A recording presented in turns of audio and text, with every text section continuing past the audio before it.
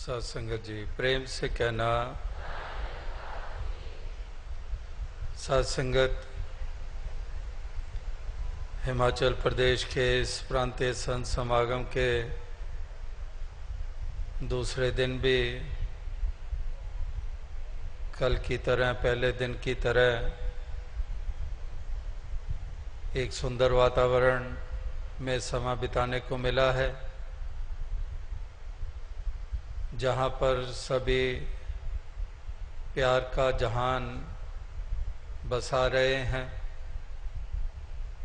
अभी तो क्योंकि ये समागम के मैदान हैं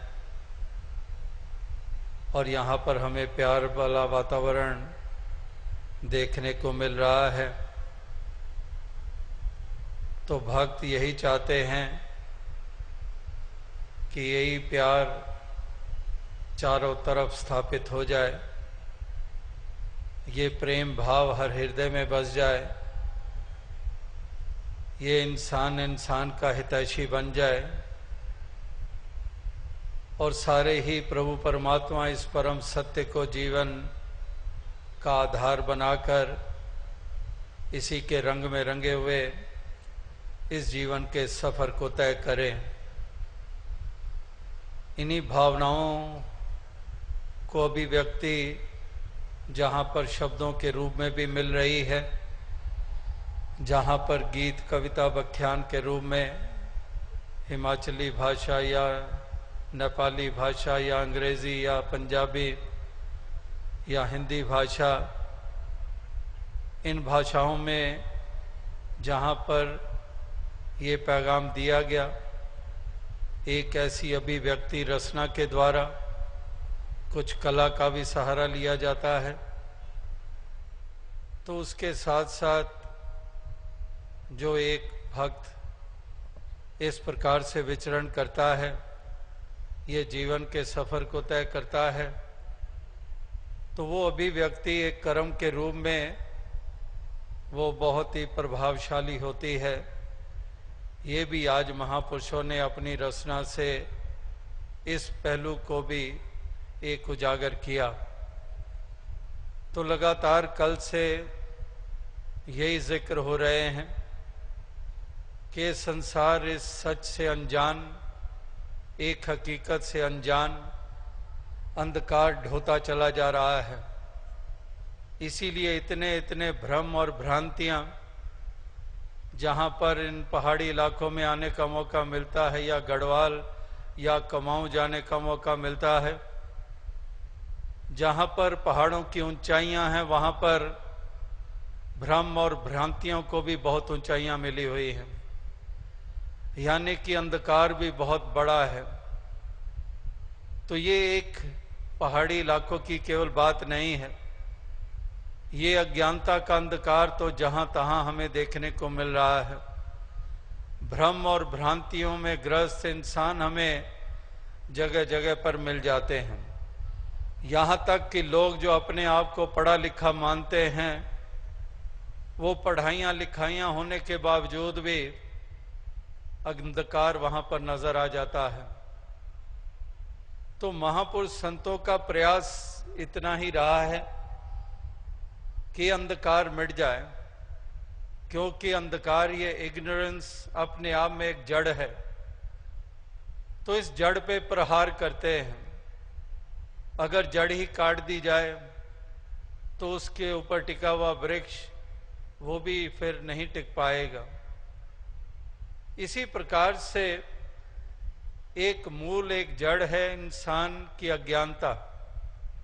ये सत्य से अनजान है, प्रभु से अनजान है, क्योंकि प्रभु को ही सत्य कहा गया है कि यही सत्य है। संसार को कभी सत्य नहीं कहा गया है, संसार को सपना कहा गया है, और सपने को कब सच कहा गया है।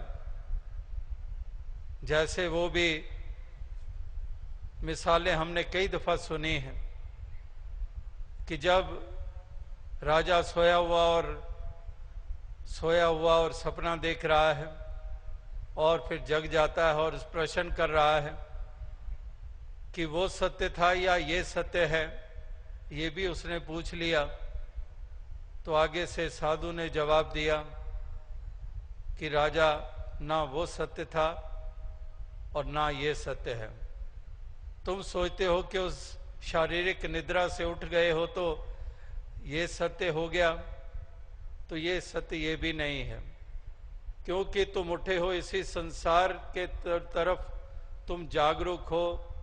ये निद्रा में जो कार्य नहीं कर सकते पलंग पर सोए हुए, तो अब तुम आंखें तुम्हारी खुल गई है, कुछ होश आई है और तुम सब चीजें देख रहे हो, समझ रहे हो, चीजें पड़ी हैं, तुम्हें ये होश आ गई मैंने अभी ये फलां काम करने जाना है और वो कार्य भी करते हो। तो भले ही उस रूप में तो तुम जाग गए हो, लेकिन अगर सपने की बात कर रहे हो या सत्य या मिथ्या की बात कर रहे हो, तो वो भी मिथ्या था जो सपने में तुम देख रहे थे सोए सोए, और अब जाग गए हो, ये भी मिथ्या है। ये भी संसार जो है ये सत्य नहीं है। सत्य ये प्रभु परमात्मा है कि आद सच जुगाद सच, है भी सच नानक होसी भी सच, कि ये कल भी था, आज भी है और कल भी रहेगा। ये कभी भी, ये हकीकत की सच्चाई ये मिटने वाली नहीं है। बाकी सारी जिनको हम सच्चाइयां मान रहे हैं दुनियावी, वो इसलिए नहीं सत्य क्योंकि वो एक वक्त तो है। अभी बहुत घोर गर्मी है, ये सत्य है, लेकिन दिसंबर जनवरी के महीने की आने की देर है। वाकई ही ये सारा पहाड़ी इलाके में ठिठुरना शुरू हो जाता है। केवल पहाड़ी इलाका नहीं, नॉर्दर्न रीजन जो हिंदुस्तान की है, पंजाब में भी आपने सुना सर्दियों में दिसंबर जनवरी में कहीं पर 0 डिग्री और -1 डिग्री तक भी चला जाता है आदमपुर के इलाके में।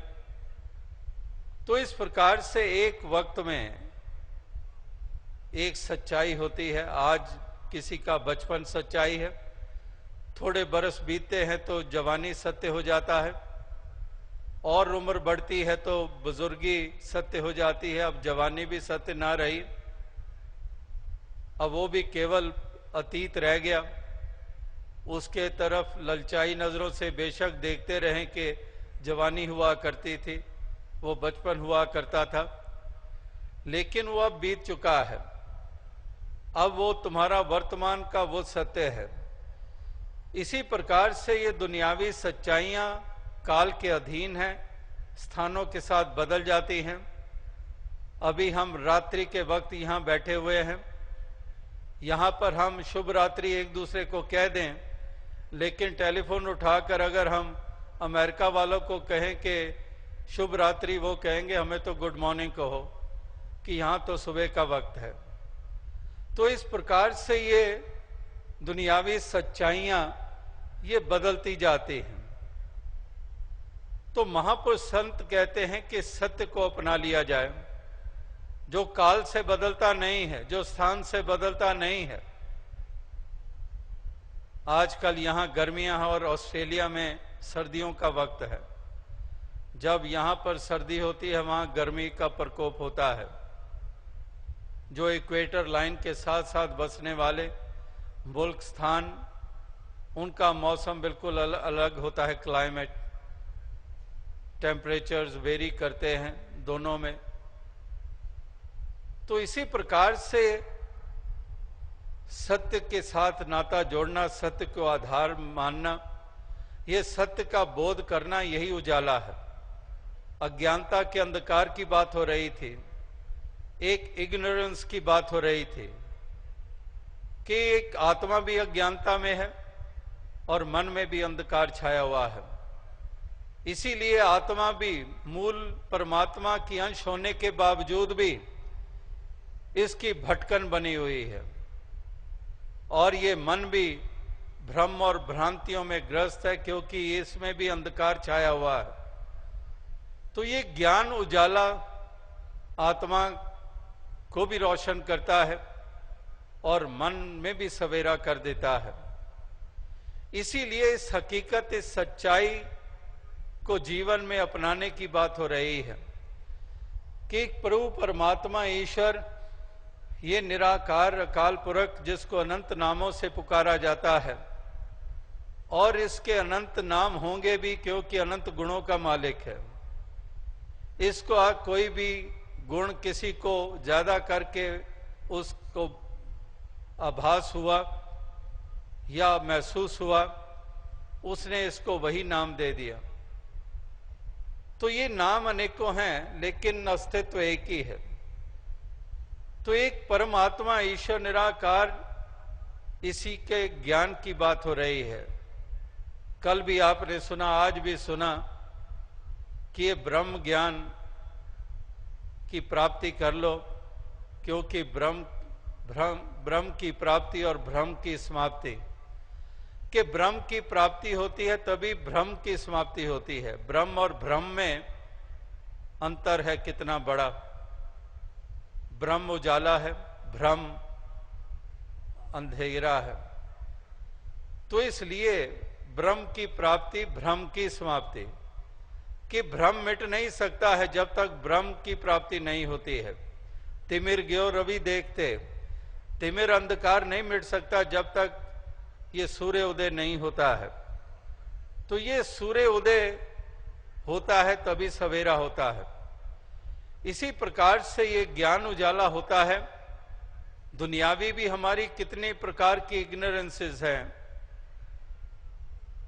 क्या हम जन्म लेते ही हर चीज के जानकार हो जाते हैं, या फिर जवानी की उम्र तक पहुंचकर भी क्या हम जानकार हो जाते हैं? एक दो तीन पहलुओं को तो जानते होंगे लेकिन बाकी के तो नहीं जानते होंगे। अगर फिशरमैन कहीं समुद्र के किनारे पर रहते हैं, उनकी रोटी रोजी मछलियां पकड़ना है, वो मछलियां पकड़ना भी एक उनकी विधि है, एक ढंग है, उनको मालूम है।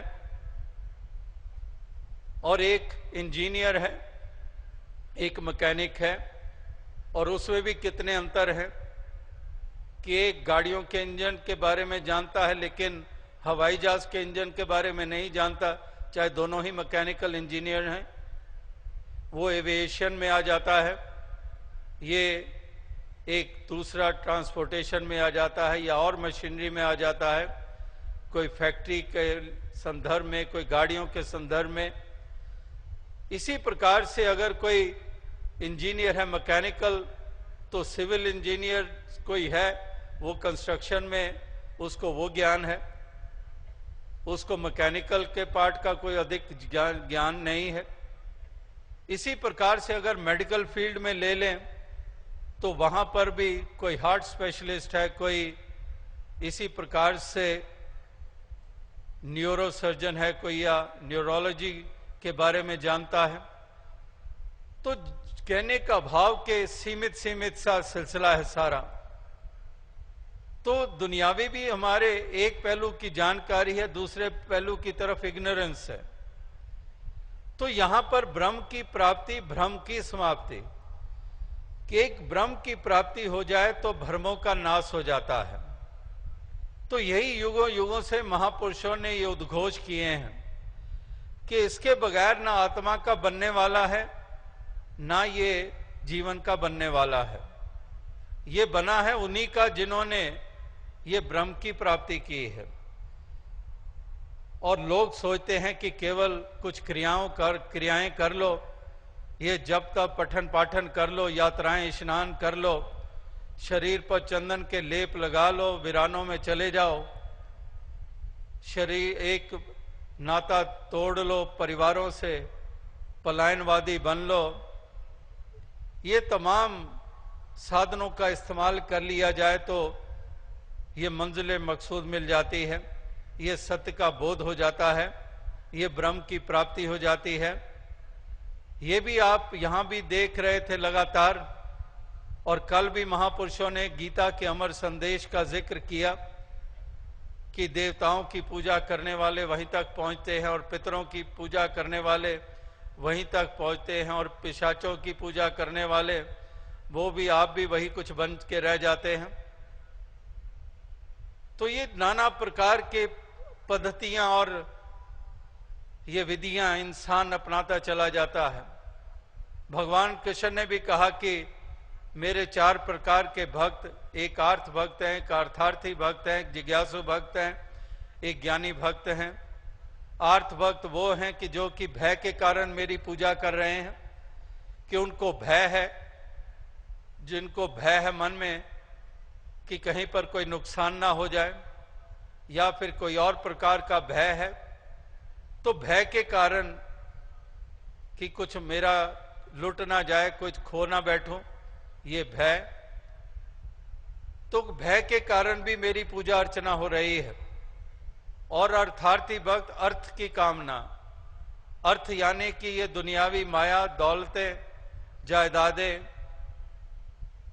तो अर्थार्थी भक्त भी है मेरे, लेकिन वो केवल वही कुछ केंद्रित है उनका ध्यान, वो अर्थ की प्राप्ति के हेतु मेरी पूजा अर्चना कर रहे हैं। और फिर आते हैं जिज्ञासु भक्त, जिनके मन में जिज्ञासा है मुझे जानने की, मुझ तक पहुंचने की, इस आत्मा का कल्याण करने की। तो पहले 2 प्रकार के भक्तों से ये जिज्ञासु भक्त बेहतर है कि कम से कम उसका ध्यान माया के कारण नहीं या फिर भय के कारण नहीं, उसके मन में जिज्ञासा है सत्य को जानने की। वो पहले 2 प्रकार के भक्तों से श्रेष्ठ है, लेकिन वो भी पूर्ण नहीं है। तो पूर्ण बताया वो जो है ज्ञानी भक्त, जो मुझे सब में और सब को मुझ में जानता है, वो मेरा है ज्ञानी भक्त, जो पहले प्रकार के भक्तों से श्रेष्ठ भक्त है। तो है तो पहले भी प्रकार के वो भक्त ही हैं, क्योंकि मेरी पूजा अर्चना कर रहे हैं, लेकिन बात बनेगी भय के अंतर्गत की हुई भक्ति के कारण नहीं, दुनियावी प्राप्तियों के कारण नहीं, बात बनेगी ज्ञान के कारण। इसीलिए यहां पर ब्रह्म ज्ञानियों की बात हो रही है, ज्ञान की बात हो रही है कि ज्ञान अंजन गुरु दिया, ज्ञान अंधेर विनाश, हर कृपा ते संत भेटिया, नानक मन प्रकाश। कि ज्ञान अंजन गुरु दिया, कि ज्ञान का अंजन ही गुरु ने दिया। गुरु रविदास जी ने मीरा को क्या दिया? ये ज्ञान अंजन ही तो दिया। मीराबाई के पास ऐसी निगाह थी, शाम की आकृति को तो बचपन से देखती आ रही, गोद में उठाई फिर रही थी, बालपन की अवस्था से सिरहाने रखकर शाम की मूर्ति को रखकर सोती थी। लेकिन वो उजाला ज्ञान रूपी नहीं था, वो ज्ञान अंजन अभी नहीं मिले थे। अगर कोई कहते हैं बस जी प्रीत होनी चाहिए, ये लगन होनी चाहिए, ये चाहना होनी चाहिए, तो मीरा का मुकाबला क्या करेंगे? लेकिन मीरा महसूस कर रही थी कि सब कुछ है, ये मेरे मन की भावना, ये प्रेम, जो बंधन मैंने मन ही मन में श्याम के साथ बांध रखा है, वो सब कुछ है, लेकिन फिर भी अधूरापन है। लकड़ी जल कोयला भई, कोयला भई है राख, मैं अभागन यूं जली, कोयला भई न राख। कि लकड़ी जलकर कोयला बन जाती है और कोयला जल के राख हो जाता है। और मीरा कहती है मैं तो अभी लकड़ी ही सुलग रही हूं, कोयला और राख तो दूर की बात है। कोई पूछे मीरा इतनी लगन, शाम का ख्याल तेरे मन से जाता ही नहीं है? आठों पैर शाम का ध्यान आता है, तो तुम कह रहे हो कि अभी मैं लकड़ी ही सुलग रही हूं। लेकिन मीरा जानती है कि अभी शाम का असली अविनाशी रूप नहीं मैंने जाना है, अभी मुझे वो दृष्टि नहीं मिली है। और वो गुरु रविदास जी के चरणों में जाकर वो दृष्टि मिल जाती है। ज्ञान अंजन गुरु दिया, ये अंजन, ये निगाहें, ये गुरु ने दी। और फिर मीरा पूर्णता को प्राप्त हो गई कि अब मैं मंजिल पे पहुंच गई हूं। अब वो वास्तविकता में शाम का विनाशी रूप जान लिया है। पहले जो आकृति या ध्यान मेरा जाता था चेहरे शरीर की तरफ, वो तो नाशवंत था, एक पांव में तीर लगा था, वो शरीर चला गया। राम गयो रावण गयो जाका बहु परिवार, कहो नानक थिर किछ नहीं, सुपने जो संसार। कि यहां तो चाहे पैगंबर है, शरीर उनका भी सदैव नहीं रहता है। तो शरीर चला गया था, तीर लगा था, लेकिन शाम का असली रूप तो अविनाशी है। जो अर्जुन को अविनाशी के दर्शन कराए थे, अपने निज रूप के दर्शन अर्जुन को कुरुक्षेत्र के मैदान में कराए थे, अब मैंने भी अर्जुन की तरह अविनाशी को जान लिया है। शाम का असली पहचान, ये इसका मुख्य गुण जो है, ये मैंने जान लिया है। तो ये जान लिया तो मीरा फिर दौलतमंद हो गई। उससे पहले राजा के घर पैदा होने के बावजूद भी दौलतमंद नहीं थी। वो अपने आप को कंगाल मान रही थी कि राजा के घर पैदा हुई हूं और राजा के साथ ही रिश्ता बना है, लेकिन मैं अभी भी उस दौलत से वंचित हूं। तो ये सच्ची दौलत पा लेने के कारण ही मीरा सही मायनों में दौलतमंद हो गई। तो कहने का तात्पर्य क्या है कि महापुरुष, संत जन, भक्त जन, गुरु पीर पैगंबर, ये युगों युगों से इंसानों को यही बात समझाते आ रहे हैं। लेकिन इंसान केवल अपनी ही मतलब की बात, वो भी दुनियावी पैमानों के कारण, दुनियावी सारी एकाग्रता दुनिया और दुनियादारी की तरफ रखकर ही इंसान अपने अपने मायने निकाल लेता है, अपनी अपनी इंटरप्रिटेशंस देने लग पड़ता है, अपनी अपनी जस्टिफिकेशंस देने लग पड़ता है, क्योंकि वो वहीं तक ही उसकी दृष्टि होती है और वो उसी प्रकार से ही उसका वो मायने निकालता है। थोड़ी देर पहले आपने बच्चों को श्रवण किया, अंग्रेजी हिंदी में गा रहे थे, और वो गा रहे थे कुछ गाते गाते, कुछ जैसे राइम्स होती हैं और उसमें कोई और भी स्वर निकाले जाते हैं। तो बच्चे गा रहे थे और गाते गाते शब्दों के साथ साथ वो कुछ गुनगुना रहे थे और साथ में कह रहे थे कि पी पी पी रा रा रम। तो दास के मन में ध्यान आया कि कोई पियक्कड़ होगा, वो कहेंगे देखो बच्चे भी कह रहे हैं कि रम पियो, ये कह रहे हैं कि पियो, पी पी पी रम पियो। तो ये रम की तरफ इशारा कर रहे हैं। और अभी भी आपने गीत अंतिम सुना कि जीवने दा आई गो मजा दातिया। तो यही ध्यान आया कि कोई अपना मतलब निकाल रहा होगा कि देखो ये कह रहे हैं कि गोवा में जीने का मजा आता है। तो एक शब्दों को पकड़कर बैठ जाते हैं, उसका मतलब नहीं समझते कि ये गोवा किसी उस प्रांत की बात नहीं कर रहे हैं, ये तो गया को यहाँ हिमाचली में गोवा कहते हैं। तो एक अपने अपने मतलब इंसान निकाल लेता है। और महापुरुष संतों का अभिप्राय क्या होता है, वो ब्रह्म ज्ञानियों से मिलकर ही पता चलता है।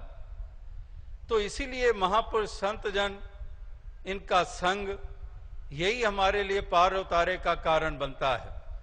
तभी हम मंजिल मकसूद को पाते हैं, तभी हमारी आत्मा को आवागमन के बंधन से निजात मिलती है।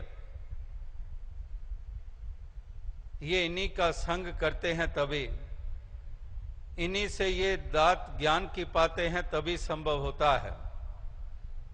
और दुनिया वरना भटकती ही रहती है और सोचती है कि इस विधि से प्राप्ति हो जाएगी।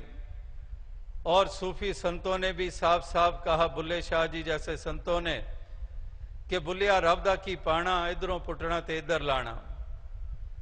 कि ये प्रभु की प्राप्ति, ये रब की प्राप्ति, ये सत्य की प्राप्ति, ये वास्तविकता में ये इतना कठिन कार्य नहीं है। हाँ कठिन है, जरूर कठिन है। दुनियावी भी चीजों की प्राप्ति के लिए कितनी कठिनाइयों का सामना करना पड़ता है, इतनी आसानी से प्राप्त नहीं हो जाते। So many efforts we have to make even for worldly achievements. तो ये प्रभु की प्राप्ति, ये क्या इतनी सरल हो गई? हाँ सरल हो जाती है कि दुर्लभ साच सुलभ करी पावा। रामचरितमानस में भी हम पढ़ते हैं कि दुर्लभ साच सुलभ करी पावा, कि जो दुर्लभ है प्राप्त करना वो सुलभ हो जाता है। और सुलभ इसलिए होता है क्योंकि वो ब्रह्म ज्ञानी मिल जाते हैं, साधु मिल जाते हैं, तभी सुलभ हो जाता है, वरना तो दुर्लभ ही है। और जो ये साधन नहीं अपनाते और सोचते हैं कि इस विधि उस विधि से प्राप्त हो जाएगा, ये सत्य की लगता हो जाएगी, तो वो भी महापुरुषों ने साफ साफ कह दिया कि जे रब मिलदा जंगल बेले ता मिलदा गावां वछियां नू, जे रब मिलदा नहातियां धोतियां ते मिलदा डडुआं मछियां नू, जे रब मिलदा मणी मसाणी ता मिलदा चाम चिड़कियां नू। कि अगर जंगलों में जाने से प्रभु की प्राप्ति हो जाती है, सत्य की लगता हो जाती है, तो इंसान तेरे से पहले तो जानवरों पशुओं की गति हो जाए, क्योंकि वो तो पहले ही जंगल में बसते हैं। फिर तो प्रार्थना कर, फिर तो ये कहा जाए, लिखा जाना ये चाहिए था कि बड़े भाग्य सुअर तन पावा, बड़े भाग्य रीछ तन पावा, क्योंकि जंगलों में जाकर प्राप्ति होती है। तुम जंगल में पैदा हुए, बड़े भाग्य तुम्हारे। अगर नहाने से जल में ये प्राप्ति होती तो कहते कि मिलदा डडुआ मछियां नू, फिर तो उनके भाग्य ऊंचे इंसान तेरे मुकाबले में। लेकिन नहीं, कहा यह है कि बड़े भाग्य मानुष तन पावा, कि मनुष्य जन्म तुझे मिला है, तुझे सोचने समझने की ताकत दी है, और महापुरुषों के वचन भी सामने हैं, लेकिन फिर भी तू विधियां कौन सी अपनाए चले जा रहा है। तो इसलिए जब ब्रह्म ज्ञानी मिलते हैं, वही सच की लगता करा देते हैं, और फिर अष्टावक्र जी साधन बन जाते हैं राजा जनक को वो ज्ञान उजाला देने का। भले ही उनके शरीर मुकम्मल नहीं है, लेकिन दीपक तो चाहे कैसा भी टेढ़ा मेढ़ा हो, लेकिन उसमें अगर वो बत्ती है, वो लौ जग रही है, उसने तो रोशनी कर ही देनी है। इसी प्रकार से ये लौ जग जाती है, ये उजाला हो जाता है, और ये उजाला होने से ही भ्रम मिटते हैं, ये भ्रांतियां मिटती हैं।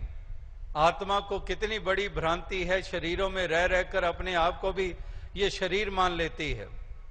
इससे बड़ी भ्रांति और भ्रम और क्या हो सकता है। आत्मा जो परमात्मा की अंश है, ये 5 तत्वों की बनी हुई नहीं है, लेकिन शरीर में रह रहकर कभी भी आत्मा ने अपने आप को शरीर से जुदा करके माना है? नहीं, पूरी तरह से आइडेंटिफाई करती है शरीर के साथ, और शरीर के साथ आइडेंटिफाई करती है तो फिर तो मैं हिमाचली हूं, फिर तो मैं हरियाणवी हूं, फिर तो मैं गढ़वाली हूं, मैं तो पंजाबी हूं, मैं तो सिंधी हूं।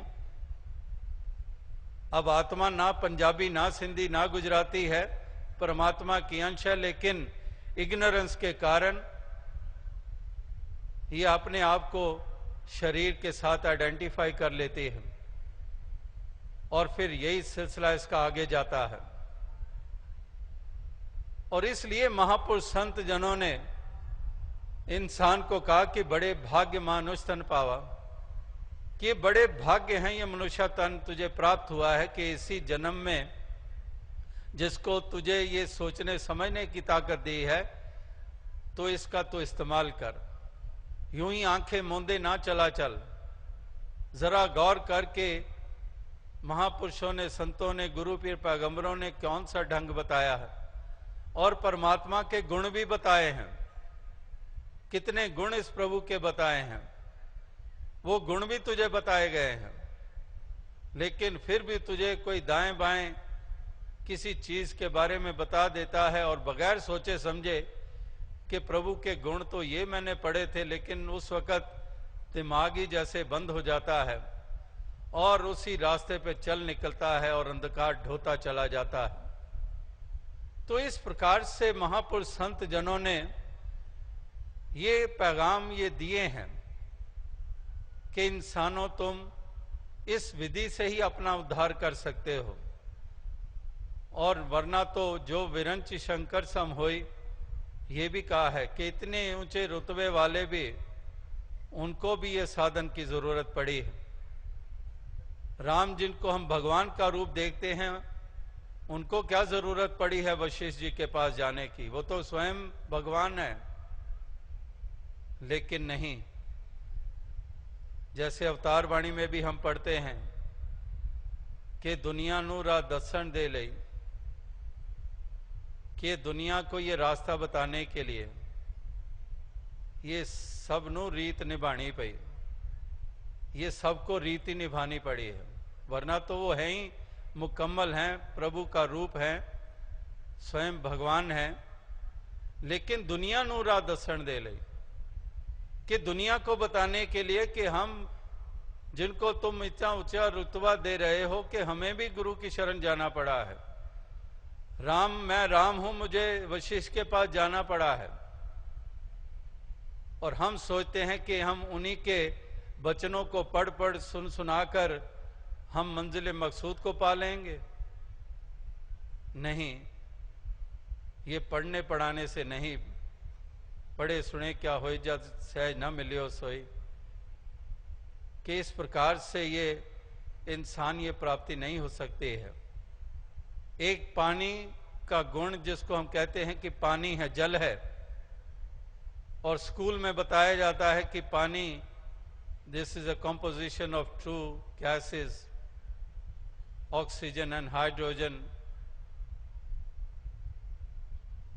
हाइड्रोजन की 2 मात्रा, ऑक्सीजन की 1 मात्रा।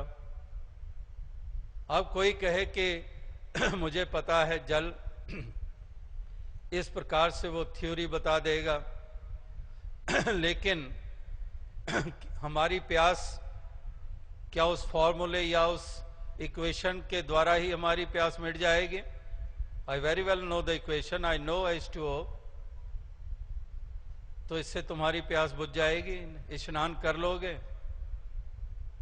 नहीं, इतना सुन लिया, पढ़ लिया कि प्रभु सर्वव्यापी है, बस इतना सुन लिया है तो क्या तुम्हें ज्ञान हो गया है? तुम जान गए हो? नहीं, बात बनती है जब वो जल भी पी लिया जाता है। तो इसी प्रकार से महापुरुष संत जन कहते हैं कि इंसानों, ये केवल बोध हो जाना कि लकड़ी में आग है, काठ में आग है, तो लकड़ी में आग है, लेकिन वो आग अगर प्रकट नहीं होगी लकड़ी में से, तो हम पानी नहीं उबाल सकते हैं, हम खाना नहीं पका सकते हैं, हम ठिठुरती सर्दी में गरमाइश प्राप्त नहीं कर सकते हैं। जानकारी हम है कि लकड़ी में आग है, लेकिन बात तो बनेगी जब वो उस लकड़ी में से प्रकट हो। इसी प्रकार से ये केवल सुन लेना, पढ़ लेना कि प्रभु सर्वव्यापी है, ये केवल सुना है, उसके साथ बोध नहीं जुड़ा है। अगर बोध जुड़ा होता तो क्यों, कल भी दास ने कहा कि फिर क्यों हम जाति पाति की मान्यताओं से युक्त होते? अगर ये बोध होता थे कि एक नूर है सबके अंदर, कि एक नूर है सब दे अंदर, नर है चाहे नारी है, ये बोध नहीं है, तो महापुरुष संत जनों के वचन तो हम पढ़ लेते हैं कि किस प्रकार से ये एक ही समाया है, जल में कुंभ, कुंभ में जल है, बाहर भीतर पानी। लेकिन हमने ना इसको कण कण में जाना, ना इसको फिर हम घट घट में तो देखेंगे ही क्या। तो जो कण कण में है, घट घट में है, तो इसको उस रूप में हमने जाना नहीं। इसीलिए ये भेद करते हम, इसीलिए प्रभु को कुछ और मानकर चलते हैं, इसीलिए हम क्षण भंगुर को शाश्वत और शाश्वत को क्षण भंगुर मान लेते हैं। मान लेते हैं कि मेरा शरीर हमेशा रहेगा, मेरी ताकत हमेशा रहेगी, मेरी दौलत हमेशा रहेगी, मेरी सुंदरता हमेशा रहेगी। जो है क्षण भंगुर उसको शाश्वत मान लेता है, और जो शाश्वत है, जो हकीकत है, उसको मान लेता है कि ये ख्याली पुलाव है, जितने नास्तिक non believers, they do not believe in the existence of God, वो कहते हैं ये ख्याली पुलाव है। और ऐसे नास्तिक, और एक नास्तिक था पिता हिरण्यकश्यप की तरह, वो भी नास्तिक। बेटा भक्त प्रहलाद कह रहा है कि जल भी राम थल भी राम, और वो उस बेटे पे जुल्म ढा रहा है कि कह मान कि जल भी हिरण्यकश्यप थल भी हिरण्यकश्यप, ये मानकर चल। तो अपने ही बेटे को, उसको मारने की कोशिश कर रहा है, अपनी बहन होलिका का सहारा ले रहा है, उसको तत्ते थंबों के साथ पहाड़ों से धक्का देकर मारने की कोशिश कर रहा है, अपना जाया हुआ अपना ही बेटा। तो ऐसे ही नास्तिक एक पिता और उसी का बेटा, वो आस्था रखता था कि प्रभु है, और पिता नहीं, कोई परमात्मा नहीं है, और यही हर वक्त कहता रहे, हर वक्त यही। और बेटा कहे कि अच्छा प्रभु नहीं है तो ये सब कुछ कैसे बन गया? नहीं, बस ऐसे ही, बस पहले बिग बैंग हुआ था, फिर ये प्लैनेट्स बन गए थे, और फिर उसके बाद ये ऐसे ही कुछ एटम्स मिले, और या फिर ये सेल्स बने, और अपने आप ही ये जीव जंतु बन गए। ये सारा सिलसिला हर बार यही जवाब देता रहता। तो एक दिन पिता घर से बाहर गया, वापस लौटा तो देखा कि एक कागज के ऊपर उसकी तस्वीर बनी हुई है। तो बेटे को कहने लगा ये किसने बनाई? बेटा कहने लगा बस पिताजी आप गए, पीछे से बड़ी तेज हवा आई, इधर से ब्रश उड़े, उधर से पेंट उड़ा, इधर से कागज आके स्टैंड पे लग गया, और आपके चेहरे की तस्वीर बन गई। एकदम से थप्पड़ मारता है, मुझे मूर्ख मानता है तो? ये केवल हवा से, चलो ब्रश उड़ा, पेपर पे पेंट लगा तो कोई तस्वीर थोड़ी बन सकती है, मेरा चेहरा, मेरी आंखें, मेरी नाक, इस तरह से।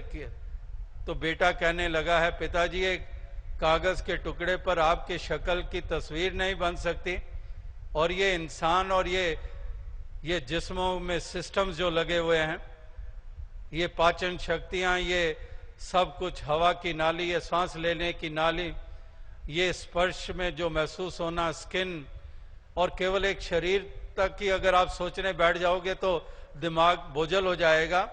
और सारी यूनिवर्स और सारी सोलर सिस्टम और गैलेक्सीज और ये सारे पेड़ को एक बीज, और बीज में से पेड़ का निकलना, उसी में से फल और फूल का निकलना, पत्तियां का निकलना, अलग अलग रंग वाले, अलग अलग गुण वाले, तो ये यूं ही हो गया। तो कहने का भाव यही है कि अक्सर इंसान इस प्रकार की अज्ञानता के अंधकार में विचरण करते हैं, लेकिन भक्ति जानते हैं, जो इसका बोध कर लेते हैं, फिर इसको जानकर इसकी भक्ति करते हैं, फिर इसको जानकर इसकी भक्ति करते हैं, इसके गुणगान करते हैं, फिर ये कहते हैं कि जिधर देखता हूं उधर तू ही तू है, हर शय में जलवा तेरा हूं बहु है। ये जान जाते हैं कि वाकई ही यही तो है जो शाश्वत, ये कभी मिटने वाला नहीं है। पहले हमने केवल सुना था कि ये जमीन जब ना थी, आसमां जब ना था, ये चांद सूरज ना थे, ये जहां जब ना था, ये कुछ भी ना था, लेकिन तू था। तो तू था जो, वो मैंने आज जान लिया, और ये भी जान लिया है कि आइंदा भी तू ही रहेगा। ये बाकी सब कुछ मिट जाना है। जो दिसे सो सगल विनाश है, जो आंखों से हम देख रहे हैं ये मिट जाने वाला है, और जिन आंखों के द्वारा देख रहे हैं ये आंखें भी नहीं रहनी हैं, ये तो बल्कि उसके मिटने से पहले ही आंखें भी नहीं रहेंगी। जो दिसे सो सगल विनाश है, ये सब कुछ मिट जाने वाला है। तो ये जान लिया कि जब कुछ भी नहीं था तब भी तू था, और आज भी तू है और कल भी तू रहेगा। वही बात कि आद सच जुगाद सच, है भी सच नानक होसी भी सच कि तू रहेगा, बाकी सब कुछ ये मिट जाने वाला है। तो इसीलिए इस परमात्मा, इस ईश्वर निराकार को ही सत्य कहा गया है। तो ये सत्य को आधार बनाना है, इस सत्य को ही अपने जहन में बसाना है, इसका आठों पहर आभास के साथ एहसास करना है कि वाकई ही कदम कदम पर तू मौजूद है। जिधर भी अपना मुख कर लूं, रुख कर लूं, उधर तेरी मौजूदगी है। यही समझाने के लिए तो श्री गुरु नानक देव जी महाराज ने इस प्रकार से वो मिसाल वो दी थी कि पाँव इस तरफ करके मत सो, और उन्होंने कहा कि पाँव घुमा दो फिर दूसरी तरफ जिधर नहीं है। तो ये मिसालें दी और मिसालें दी। जो प्रभु को दूर मान बैठते हैं, वही बात इग्नोरेंस की, अज्ञानता की, कि इन प्रभु को दूर मान बैठते हैं। लेकिन जब ये ज्ञान उजाला होता है, फिर बात समझ में आती है कि दूर नहीं, तू तो करीब है। तुझसे करीब तो और कुछ हो ही नहीं सकता है, कि जितना करीब खुदा है उतना करीब ना कोई। लेकिन समझ उन्हीं को आई जिन पे रहमत होई, कि जितना करीब तू खुदा है उतना करीब ना कोई। खुदा वो हरगिज खुदा नहीं है जो उधर तो है और इधर नहीं है, कि वो खुदा नहीं हो सकता है जो उधर है इधर नहीं है। और अज्ञानता के कारण इसको सीमित करते आ रहे हैं, इसको आसमानों की ऊंचाइयों पर मानते आ रहे हैं। लेकिन ये बोध हो गया जब कि वाकई ही जहां पर मौजूद हूं, इसकी मौजूदगी वहीं पर है। ये गैर हाजिर नहीं है, ये लापता नहीं है, ये पूरे का पूरा मौजूद है। लेकिन मेरी ही अज्ञानता के कारण मैं ही एक इसको इस रूप में गैर हाजिर मान रहा हूं। तो ये बोध हो जाना बहुत जरूरी है।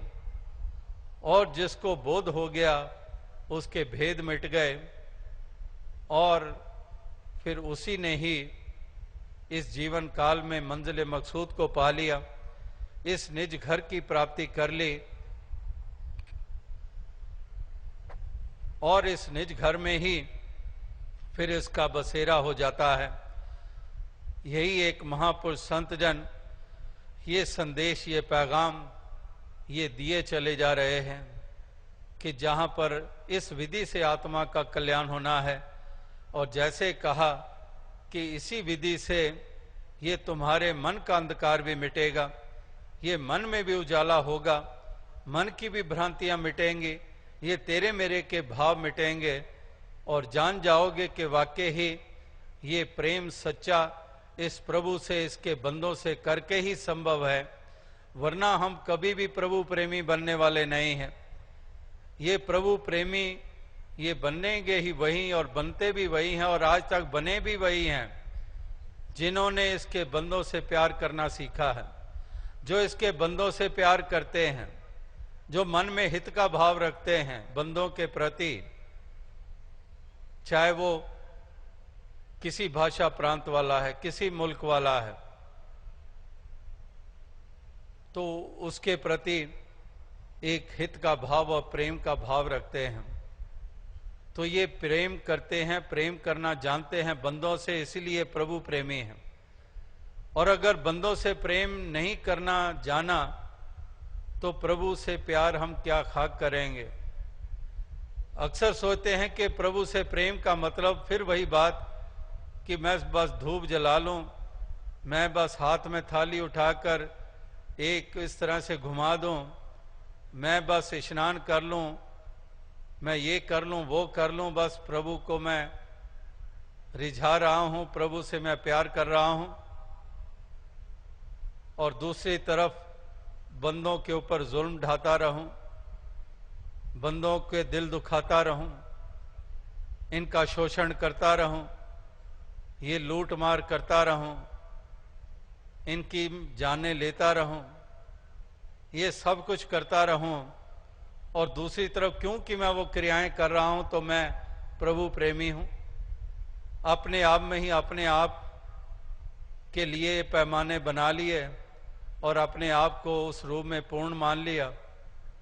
ये भी अपने आप में कितना घोर अंधकार है। कबीर कसौटी राम की झूठा टिके ना कोई, राम कसौटी सो सहे जो मर जीवा होए। कि वाकई ये कसौटी कुछ और है, इस पे तुम खरे नहीं उतरोगे कि मैं प्रभु प्रेमी हूं, लाख दावे करते रहो, क्योंकि मैं इसके नाम का रटन करता हूं, क्योंकि मैं धर्म ग्रंथों का पठन पाठन करता हूं।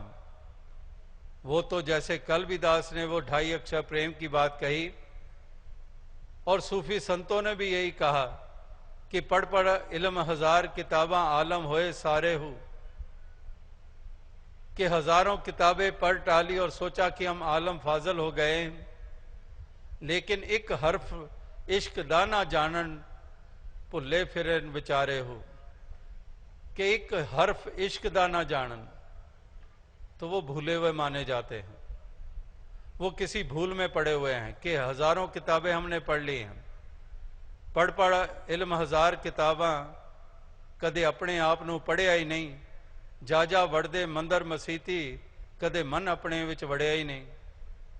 ये तमाम सूफी संतों ने कितने स्पष्ट शब्दों में कह डाला है, लेकिन सुनकर भी हम थोड़ा सा भी विचार नहीं करते हैं।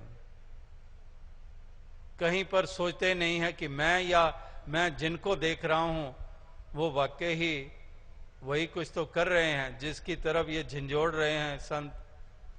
सोचते ही नहीं हैं, फिर उसी लकीर पर चलते चले जाते हैं और सारी उम्र बीत जाती है, जीवन तमाम हो जाता है। बोझ उतारने आए थे और उल्टा और बोझ साथ लेके जाते हैं।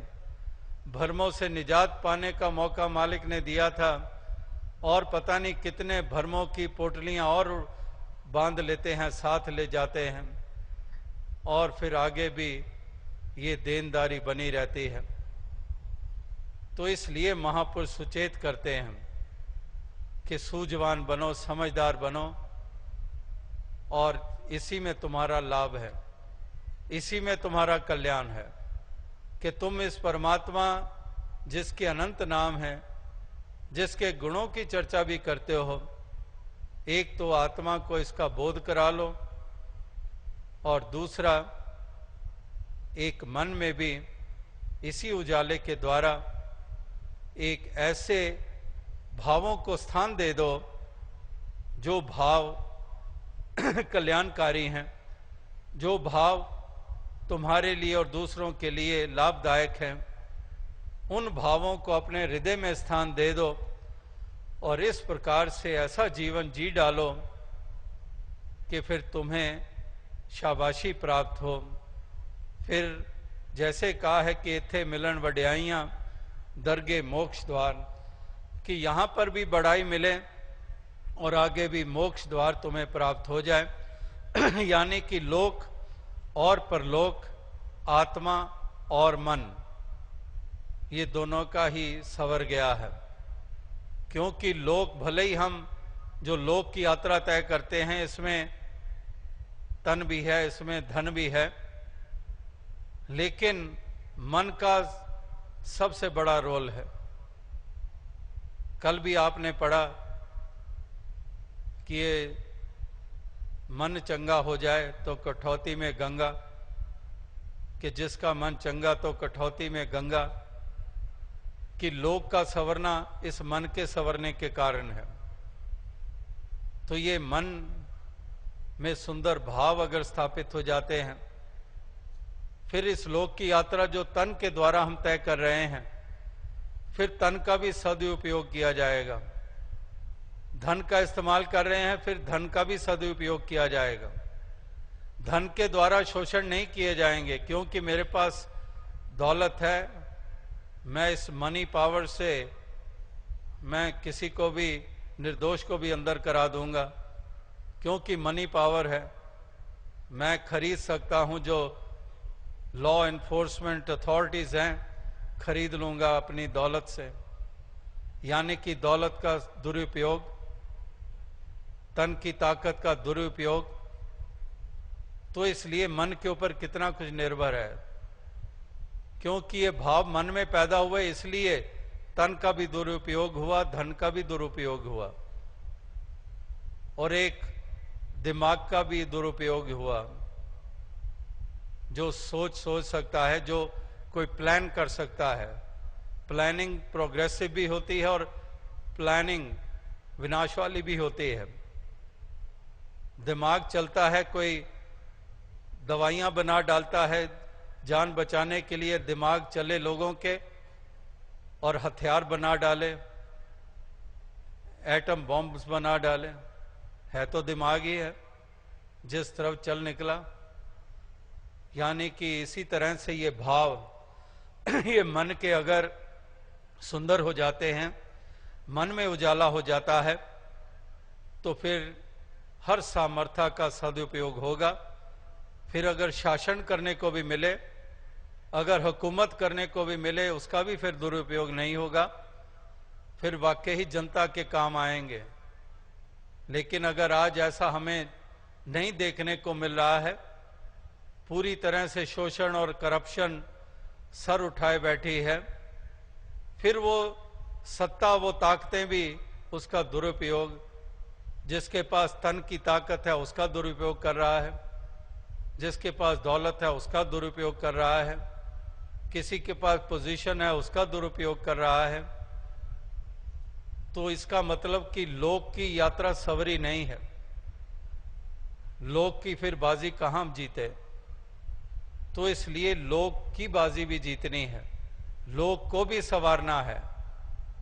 आत्मा का संदर्भ परलोक से, और ये लोक का नाता इस आत्मा से, एक मन से। तो इसलिए मन के बारे में महापुरुष बार बार कह रहे हैं कि मन को मलिन मत कर, मन में घृणा नफरत के भाव मत भर, ये मन लोभी मत बना, ये मन हंकारी ना हो तेरा, क्योंकि ये मन हंकारी, ये इतना अहंकार करता है अपनी सामर्थ्यों का, अपनी जाति का, और दूसरों को तुच्छ करके देखता है, दूसरों की कोई कीमत नहीं जानता है, दूसरों को बिल्कुल छोटी नीची दृष्टि से देखता है, अपने आप को ऊंचा मानता है, अपने आप को श्रेष्ठ मानता है, और दूसरों की जाति को नीचा देखकर उसको दुत्कारेगा, और दूसरों के सामर्थ्य को कम देखकर उस पे हंसी उड़ाएगा या फिर शोषण करेगा। तो महापुरुष संतों ने कहा है कि ये झूठे अभिमान तज दे इंसान, ये मन अभिमानी ना बना। यही तो मन है, ये रावण बन सकता है या राम बन सकता है। यही मन है जो तुम्हें ऊंचाइयों तक ले जा सकता है या फिर गिरा सकता है। यही मन की तो खेल है कि अगर लोभ पर लोभन आ गए तो कहां से कहां पटक कर फेंक देते हैं। इन दिनों में भी आप कितनी वो खबरें पढ़ सुन रहे हैं कि खिलाड़ी जितने इतने नाम और इतने यंगस्टर्स उनको फॉलो करना चाहते हैं, क्योंकि ऐसी स्पोर्ट्स जिसमें ग्लैमर भी बहुत है, और उस दूसरी तरफ वो मन की खेल देखो कि मन ने कैसा नचाया, प्रलोभन ऐसा आ गया और उस खेल को भी दूषित कर दिया। खेल बुरे नहीं होते हैं, इसी प्रकार से बुराइयां नहीं होती हैं। ये तो वाकई जब दुरुपयोग होते हैं, जब ये अहम या ये लोभ प्रलोभन, ये घृणा, ये वैर जब मन में जाग जाता है, तभी वहां पर बुराइयां वो आ जाती है। वरना अगर माया को भी दुत्कारा जाता है तो वो भी इसी कारण, क्योंकि माया के जब हम उसको प्रलोभन में ले लेते हैं, तब वरना तो माया गुजरान के लिए है। ये तन भी हमारा, ये सब चीजें हमारे गुजरान के लिए है। यहां तक महापुरुषों ने कह दिया कि काम ना छोड़ूं, क्रोध ना छोड़ूं, ना छोड़ूं अहंकार, कि ये गुजरान के लिए हमारे हैं। लेकिन जब अति हो जाती है, when we cross that line, when we cross the limits, एक खाने का टुकड़ा मछली देखती है, उस खाने तक सीमित रहे तो वो तो ले सकती है, लेकिन वो ज्यादा जोर से और ज्यादा प्राप्त करना चाहती है तो उसके पीछे लगा हुआ कांटा जो है, जो वो मछली पकड़ने वाले ने जो पानी में डाला हुआ है, रस्सी से बांधकर, धागे से बांधकर, उसमें फंस जाती है और वो झटके से पानी से बाहर उस मछली को निकाल लेता है और वो फिर तड़पने लगती है। तो यहां पर लिमिट्स की बात हो रही है। ये उस रूप में दुत्कारा नहीं गया है, ये केवल कहा गया है कि जब तुम उससे आगे निकल जाते हो, जब जरूरत प्रलोभन में बदल जाती है, लोभ में बदल जाती है, और इतनी बदल जाती है कि भाई का भी लिहाज नहीं करते हो, फिर तो जैसे वो पंक्तियां अक्सर दोहराई जाती है, जद अपनी अपनी पै गई ते धी मानो लुट के ले गई। जब इतने प्रलोभन बढ़ गए तो एक बेटी मां का लिहाज करने को तैयार नहीं, और बेटा बाप की जान लेने से गुरेज नहीं करता कि ये जायदाद सारी की सारी मेरे हिस्से में आ जाए। इस प्रकार से दूसरी तरफ श्रवण कुमार जैसे आज भी सुबह सेवा दल की रैली, दोपहर जहां पर निष्काम सेवा का एक रूप देखने को मिल रहा था, तो यही ख्याल आ रहा था कि एक तरफ वो श्रवण कुमार जो माता पिता का कितना ध्यान करता है, कितना ख्याल करता है, जैसे वो शायर ने शेर कहा कि दुख सहना माँ बाप की खातिर फर्ज तो है एहसान नहीं। इसी प्रकार से माता पिता भी अपने फर्ज निभाते हैं और दूसरी तरफ औलाद भी अपना फर्ज निभाती है अगर वो माता पिता का सत्कार करती है। श्रवण कुमार लेकिन उन औलादों को देखो जो गर्ज में डूबे हुए हैं, जो इतने खुद गर्ज बन चुके हैं कि इतने नीचे गिर सकते हैं, और प्रलोभन बात वही कि जरूरत एक बात होती है और प्रलोभन दूसरी बात होती है। ये बाकी सब कुछ मुबारक तुम्हें, लेकिन जब तुम उस लकीर से आगे निकल जाते हो, वही नुकसान के कारण वही बखेड़े हो जाते हैं। अगर मान भी करना, अभिमान भी करना है, तो ये भी कहा महापुरुषों ने कि मान नहीं छोड़ना है। ये नहीं कि मान को कुचल दो, कि मान को हमेशा के लिए कुचल दो, जमीन में दफन कर दो। नहीं, कहते हैं मान को जिंदा रखो, लेकिन मान करूं तुझ ऊपरे, कि ये मान करूं तो तेरे ऊपर करूं। ये अपनी विद्वता के ऊपर नहीं, अपनी पोजीशन के ऊपर नहीं, अपनी दौलत के ऊपर नहीं, तेरे पे मान। तो इस प्रकार से ये महापुरुष संत जन ये एक समझाते आ रहे हैं कि इस प्रकार से हमने, इस प्रकार से अपने आप को ढालना है, इस प्रकार से मन की अपनी प्रवृत्ति बनानी है, इस प्रकार से हमने एक्सट्रीम्स में नहीं जाना है। एक हमने जैसे गौतम बुद्धा जी का जिक्र, एक अक्सर हम उनकी शिक्षाओं के बारे में देखते हैं, सुनते हैं, पढ़ते हैं, जिन्होंने मिडिल पाथ को उत्तम पाथ माना, कि मिडिल पाथ एक मध्य मार्ग, एक बैलेंस ऑफ लाइफ, एक एक्सट्रीम्स की तरफ ना जाना। जैसे वो भी पंक्तियां पढ़ते हैं कि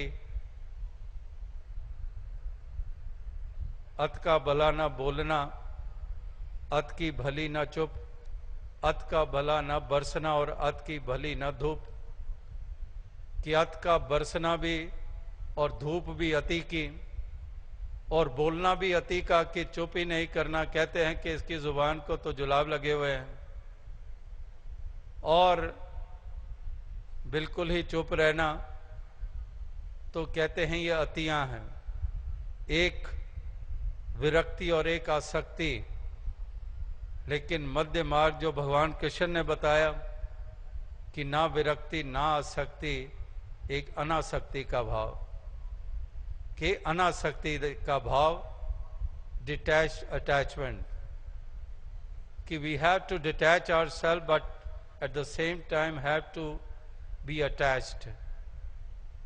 यानी कि अटैच्ड का मतलब कि वही फर्जों की अदायगी, कि फर्जों को निभाना है और हमने उस एक्सट्रीम्स में नहीं जाना है, पलायनवादी नहीं बनना और ना ही हमने खचित हो जाना है। तो एक मध्य मार्ग, क्योंकि एक्सट्रीम, जैसे घोड़े की मिसाल लें कि अगर घोड़े की लगाम पूरी तरह से जोर से खींच लें, वो वहीं खड़े का खड़ा रहेगा, और अगर बिल्कुल ही ढीली छोड़ दो तो इतना तेज भागेगा, जिसको हम कहते हैं कि बेग लगाम घोड़ा, वो तो पता नहीं कहां तुम्हें पटक कर फेंक देगा। तो लगाम का इस्तेमाल करना है, थोड़ी ढीली छोड़नी है, थोड़ी खींचनी भी है। इसी प्रकार से ये महापुरुष संतों ने तो यही बताया है कि घर ही में जोग भोग घर ही में, ये सब बताया है कि हमने किस प्रकार से एक मध्य मार्ग में रहना है। इसीलिए मिशन के ये उसूल के ग्रस्त में रहकर हमने ग्रस्त को निभाना है और ये भक्ति निभानी है। हमने दूसरे समाज पे बोझ नहीं बनना है, दसों नाव की किर्त कमाई करनी है। हमने पलायनवादी नहीं बनना, हमने भेखधारी नहीं बनना है। इसी प्रकार से हमने कोई जाति पाति का अभिमान नहीं करना है। और यहां तक अवतार वाणी में कहा है कि मन दी आकड़ भननी तो, कि मन की आकड़ भरनी है और वर्ण जात नहीं मननी। तो यहां पर प्रणों में तो ये कहा गया है कि जाति पाति का अभिमान नहीं करना, लेकिन जब उसी को अवतार वाणी के रूप में उस रूप में जब लिखा गया, तब जाति पाति का अभिमान की बजाय ये लिख दिया कि जाति पाति नहीं मननी। तो इसलिए महापुरुष संत जनों के कथन यही हैं कि हम इसको भी जो रूप दे देते हैं, वही पर एक नुकसान के कारण बन जाते हैं।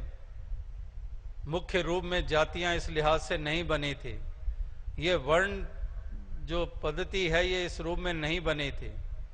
जो जिस फील्ड में माहिर है, जो कर सकता है वो कार्य, उस तरह से उनको कुछ नाम दे दिए गए थे। लेकिन over the years, over the centuries, और ऐसा रूप इसका बदलता चला गया कि आज जाति पाति भी अभिमान और नफरत का कारण बन गई है।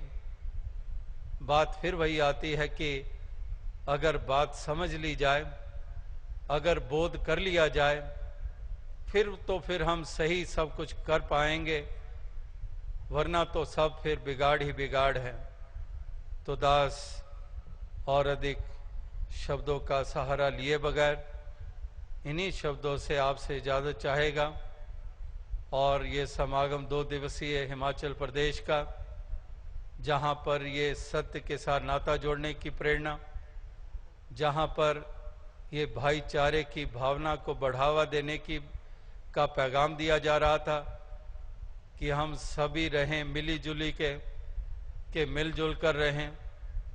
हम इस प्रकार से एक दूसरे के साथ इस कदर नाता जोड़ें, किसी को पराया करके ना देखें, सारे ही अपने हैं ये मानकर चलें, और ये बेगानेपन का भाव समाप्त हो। और इसी प्रकार से ये सारे इंसान, जिनको यहाँ पर बार बार मानू कहा जा रहा था, कि ये मानू ये सारे ही बंदे, ये प्रभु के बंदे, और सब अपने हैं, कोई पराया कोई बेगाना नहीं है।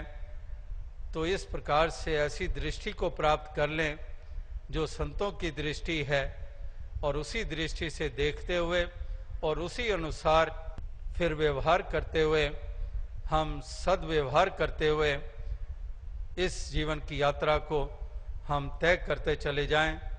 यही एक शुभकामना, यही अरदास प्रार्थना है। तो ये समागम 2 दिवसीय बहुत सुंदर ढंग से निभाया गया है, और जिसने भी जिस रूप में भी इसमें योगदान दिए है, चाहे पहले दिन से जब से तारीखें बताई गई और फिर स्थान का चुनना, और फिर उसके बाद जितना भी समय बीता इसकी तैयारियों के लिए, और आज भी आप जो इस समय में से गुजर रहे हैं, जो यहाँ पर मौजूद हैं, जिन्होंने इसमें जिस रूप में भी योगदान दिए हैं, तो सभी ही मुबारकबाद के पात्र हैं कि सभी के योगदान है, जिसके कारण ये एक ऐसा सुंदर रूप बना है। और ये योगदान भी दिए हैं और आनंद भी सभी ने लिया है। भले ही कितनी गर्मी रही है, कितनी तपश रही है, लेकिन जैसे महापुरुष थोड़ी देर पहले कह रहे थे कि ये तपश शरीर को जरूर महसूस हो रही थी, लेकिन मन को तो ठंडक ही मिल रही थी, कि मन को तो ठंडक ही शीतल वचनों से प्राप्त हो रही थी। मन तो ठंडक ही से ही युक्त था, ये तो शीतल ही था। ये शरीर को भले ही ये गर्मी जरूर लग रही थी। तो इसी प्रकार से ये महापुरुषों ने शायद ये नदी का किनारा इसीलिए चुना कि महापुरुष उसमें भी जाकर ठंडक डुबकी लगाते रहे, उस जल का सहारा लेकर भी। और अभी परसों उत्तराखंड में जहाँ सत्संग है विकास नगर में, जहाँ पर दास ने कल जाना है, तो वहाँ भी पिछली बार भी कुछ ऐसा हुआ। कुल्लू में हिमाचल का समागम था और वहीं से चलकर सीधा उत्तराखंड ऋषिकेश में सत्संग करने का मौका मिला। और इस समागम के बाद भी फिर उत्तराखंड में विकास नगर में सत्संग का आयोजन है। वो भी सुबह का वक्त है, वहाँ भी कहते बड़ी गर्मी पड़ रही है, और वो कहते हमने भी नदी का किनारा चुना है कि वहाँ पर ही हमने सत्संग रखा हुआ है। तो दास ने कहा कुछ ज़्यादा आदत मत डाल देना। कई महापुरुष ये कहने लगे कि ये लाउड स्पीकर हॉर्न का मुख नदी की तरफ कर दो, हम नहाते नहाते ही सत्संग सुनते रहेंगे। तो कहने का भाव यही है कि महापुरुष संत जन भक्त जन तो हर हाल में अपनी भक्ति को निभाते हैं, चाहे हालात कैसे हों, चाहे मौसम कैसे हों, ये अपनी भक्ति को निभाते चले जाते हैं, ये अपनी प्रीत को निभाते चले जाते हैं। दातार शक्ति दे, सामर्थ्य दे, तौफीक दे, ताकि सभी इसी प्रकार की अनन्य भक्ति प्रेम भाव से युक्त होकर करते चले जाएं। और ये उपकार परोपकार यानी कि ये सत्य का संदेश, जैसे यहाँ नादौन के इस इलाका वासियों तक ये संदेश दिया गया है, इसी प्रकार से धरती के हर कोने तक इस संदेश को आगे पहुंचाने में, ये ज्ञान उजाला पहुंचाने में भी योगदान, वो भी उपकार है। तो ये उपकार भी सभी करते चले जाएं, ताकि ये भव सागर से हर कोई